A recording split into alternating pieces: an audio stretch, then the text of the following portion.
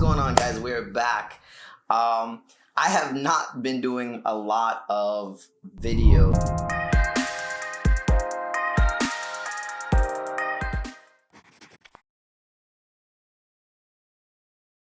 This whole quarantine thing, I think, has really taken a toll on a lot of us.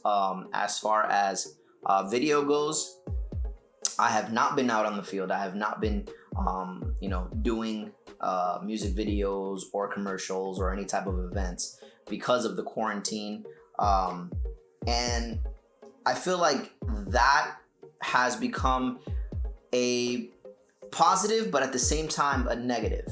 And let's reverse that. It's become a negative, but at the same time, a positive. So a negative in the sense because I haven't been able to be out there in the field, putting content together. And at the right at the beginning, I think at the end of 2019, I had decided to bring you guys along with the whole behind the scenes and being able to just incorporate you guys and show you my entire process. But because of the quarantine, unfortunately, 2020 just entered in a weird way, right? So I was not able to put any content for you together, but I decided, you know what, in the middle of all of this, right, I decided to pull what's the positive from it? What can I pull that's positive from it?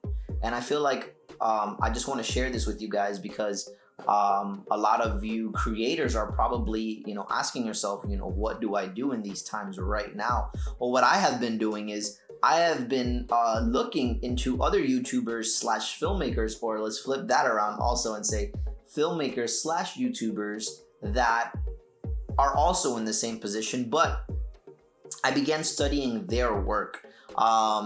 Actually, I will tell you some of their names, and honestly, I feel like these gentlemen are amazing at what they do. They use the same equipment I use, and the quality that I feel they're bringing out of their work has made me take a double look at my work. Not necessarily because I am comparing my work to theirs, but I feel like there's always room for improvement. I'm always learning, and I know a lot of the people that are following me right now, I think we're at 160 followers, I'm not sure.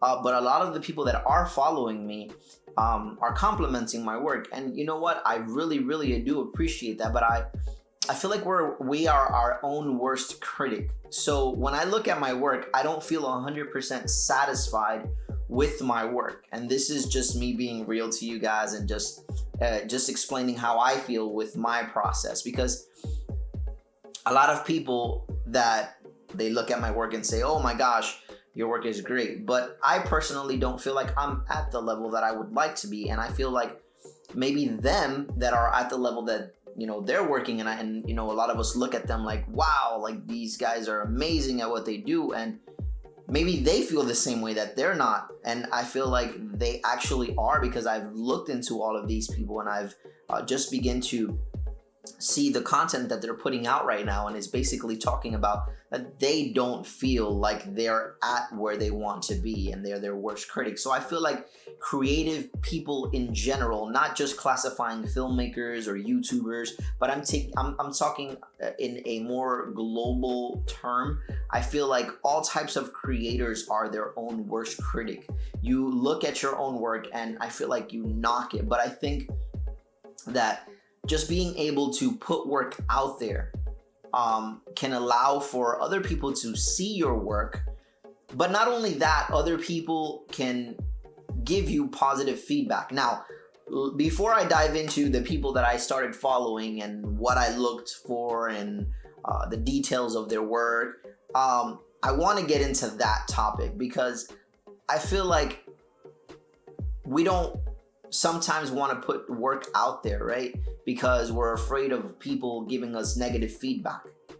Now, when you are a creator, understand one thing: you will get negative and positive feedback. That is just the way the world works. People will criticize your work, for the positive or criticize your work for the negative. And you have to be able to understand that they're not criticizing you as a person. They're trying to speak to your work, and some people don't necessarily know how to give positive criticism. And what I mean by positive criticism is people will speak negatively because they don't know maybe what words to use to speak to those to that work, or maybe they look at your work and maybe they would like to have the same amount of work that you're doing or the quality of work that you're doing. So that puts people in a lot of different, situations, and just they don't know how to react to that. But understand, you have to be able to accept the good with the bad. That's what's going to make you a better filmmaker, make you a better YouTuber, make you a better creator in all aspects of the word. I remember before getting into the film industry, I used to do music. I used to sing, and I did that full time. But before I got into the singing, and I did that full time, I got a lot of criticism. I got a lot of criticism from people that I never thought would criticize my work. It wasn't positive. A lot of people told me, oh, I don't think that's for you, this and this and that. And they came up with 1,001 reasons, but I came up with 1,001 reasons that I did want to do it, that I was passionate about it.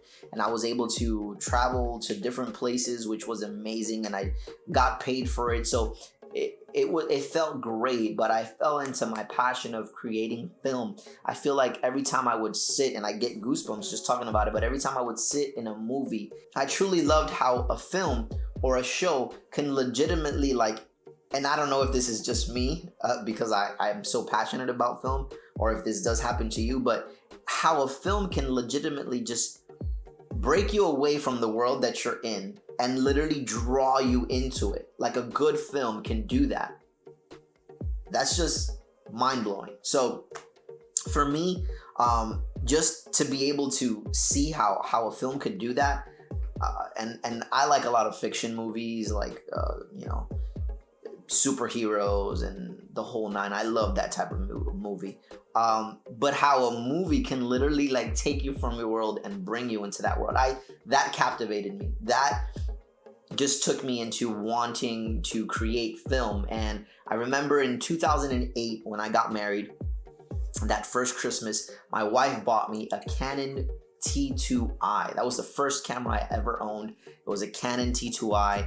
And to me, when I first held this camera, I thought this was the best camera ever in the world. And maybe at that time frame, it probably was. But then fast forward to now, I own the A7 III, but I didn't own this camera always. I had the Canon T2i. After that, I got the Sony A6000. Then I got the Sony A6300. Then I don't remember what camera I owned, and now I own this one. But that didn't happen overnight. I didn't switch through all these cameras right back to back. There was a process in the middle of all of this. But what I mean to tell you with all of this is there's going to be a process to it, and there's going to be people that are going to hate your work. There's going to be people that are going to love your work. There's going to be people that are going to think your work is it's okay, and you're going to be your own worst critic. So if you can get past yourself criticizing yourself, if you can truly just surpass all of that and just really dive into your craft. Remember, Rome wasn't built in a day. It takes time. It takes time for you to be able to create that. So getting back to the point of what I was doing with this whole thing is the quarantine really, the positive with it, it really drew me into looking at other creators and looking at their process. And I found these two creators that honestly I fell in love with the quality, the art, the coloring of all of that. And one of them is Peter Lindgren. I hope I'm not butchering your name. Peter Lindgren. This gentleman has a video, and that video is called, by the way, the other gentleman's name is James Matthews. So James Matthews and Peter Lindgren. Sorry, I don't want to butcher your name. But Peter has a video about B-roll, and he has one that recently came out about a month ago. It's called Aftermath, and it's basically speaking about like the whole coronavirus and the aftermath of it and stuff like that. But he created like a little mini short film with him and his friends in a specific location. But that's not the film that I technically want to show you guys. The film that I do want to show you guys is one that him and his friend are at a poker table, and they're, if I'm not mistaken, they're using the Sony a7 III or the Sony a7S II. I'm not sure which two of those, but this video is called a cinematic poker B-roll behind the scenes, and I guess that's just like a behind the scenes, but you can kind of see that there. That video right there really captivated me. I loved how his colors looked. I loved how crispy the image looked. I just loved all aspects of it, and I started going into the whole filmmaker thing, and I was like, oh my gosh, what camera did he use? What lens did he use? What picture profile did he use? Like, I started geeking out on that. And he actually has exactly the equipment he used. He puts the picture profile that he utilized. He actually shows the setup, and I'll show that really quick to you. And man, like, if you look at the behind the scenes and you look at the actual footage and put the two next to each other, holy moly, this guy is amazing. I have to give this guy like 20 stars, 20 thumbs up. Peter Lindgren. I'm actually subscribed to him. You can see that. I don't know if you can see that. I don't know. I'm subscribed to him. I got his notifications on just because I love how he has the same equipment. Not the same equipment, because right now I sold all of my lenses, and I'm only with the kit lens that comes with the Sony a7 III. And I decided to do that because I want to master the basics. I want to master my craft. And a lot of people are saying, oh, you're crazy. Well, technically, I didn't want to keep going with those lenses because of, I was trying to master all these different lenses at once. So I've only been in the industry for 3 years, and I really want to make sure that I'm not the type of person where I'm jumping to like different lenses and before I can master the camera itself. So I feel like that's personally my own decision to do, to push myself back and say, hold on, let's recalibrate. Let's make sure that we're doing this right. Because I looked at that work and I compared it. Yes, I did compare it. I compared it to my own, but I compared it in a sense of like, how can I improve? I didn't compare it in a sense like, oh man, how is this filmmaker better? No, I compared it in a sense of, what can I do to get my video creation or my videography, my filmmaking to get to that level? What are the steps? What are the processes for me to get to that? And so that's what I've been doing. I've literally been like just in my home with my camera, just filming anything that I can film. And just doing research behind everything, behind the camera, understanding that when I was editing, I started seeing my image kind of breaking up when I would push my video a little bit too much. And I understand now that the camera is Sony a7 III is an 8-bit. So once you do push those colors to a certain extent, it starts to break up those colors. So I just started doing my own research. Again, I've done what I can with my personal knowledge, what I've learned. I didn't go to school for this. I didn't have anyone say, hey, this is what you have to do. I literally just grabbed a camera, I started creating, and I've been just learning as I go. So I don't feel like my craft is exactly where I want it to be, but I don't think it's also where it was when I first started. I think that I have been improving, and those are the things that you have to, as a filmmaker, learn how to take in and really understand that you're not always going to be exactly there. You know, it's going to take time for you to get to a point where you're comfortable with your craft, where you're comfortable with your color grading, where you're comfortable with how your camera works, and that takes time. I think as you go, just enjoy the creative process.